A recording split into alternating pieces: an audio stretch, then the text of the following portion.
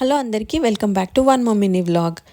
జపాలి తిరుమల కొండలలోని శేషాచల అడవుల మధ్యలో ఒక అందమైన పవిత్రమైన ప్రత్యేకమైన తీర్థమే జపాలి తీర్థం.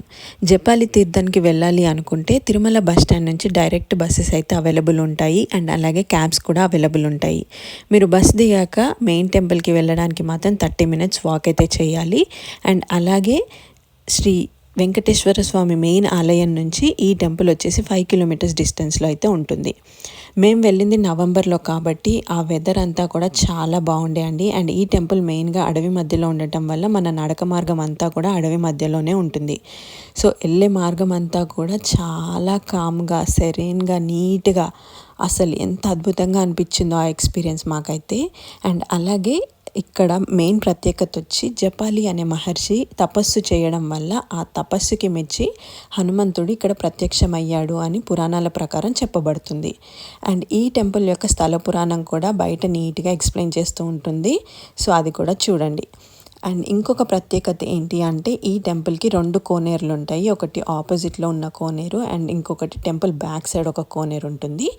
సో టెంపుల్ ఆపోజిట్లో ఉన్న కోనేరు ఇప్పుడు మీరు చూస్తున్నదే రామగుండం అని చెప్తారు. అండ్ అలాగే టెంపుల్ బ్యాక్ సైడ్ ఉన్నదైతే సీతగుండం అని చెప్తారు. మేమైతే సీతగుండంకి వెళ్ళలేదు, ఎందుకంటే వర్షం పడుతుండే కొంచెం జారుతున్నట్టు అనిపించింది. సో అందుకని మేము అక్కడికి వెళ్ళలేదన్నమాట. ఒకవేళ మీరు వెళ్ళినట్టయితే చూసుకొని రండి. అండ్ ఇంకొక ప్రత్యేకత ఏంటి అంటే ఈ ఆపోజిట్లో ఉన్న ఒక పెద్ద చెట్టుకి స్వయంభుగా వెలిసిన వినాయకుడు ఉంటారండి. అక్కడ కూడా చాలామంది మొక్కుకుంటున్నారు. అండ్ అలాగే ఇక్కడ టెంపుల్ ఆపోజిట్లో చిన్న చిన్న స్టోర్స్ అయితే అవైలబుల్ ఉంటాయి. అక్కడ మనకు అర్చన చేయించుకోవాల్సిన వస్తువులన్నీ కూడా మనకు దొరుకుతాయి అన్నమాట.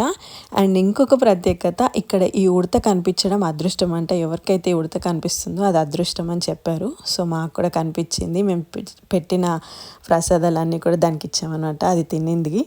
అండ్ ఇంకొక ప్రత్యేకత ఏంటి అంటే ఇప్పుడు మనం అడవి మార్గంలో వచ్చే దారిలో ఎవరైతే రాళ్ళతోటి ఇల్లు పేరుస్తారో వాళ్ళు ఖచ్చితంగా ఇల్లు కట్టుకుంటారు ఈ తీర్థం దర్శనం అయ్యాక అని చెప్పారు. సో మేము కూడా చేసామన్నమాట. టెంపుల్ మాత్రం లైఫ్లో ఒక్కసారైనా దర్శనం అయితే చేసుకోవాలి. మీరు కూడా వెళ్ళి చేసుకోండి. Thank you very much for watching.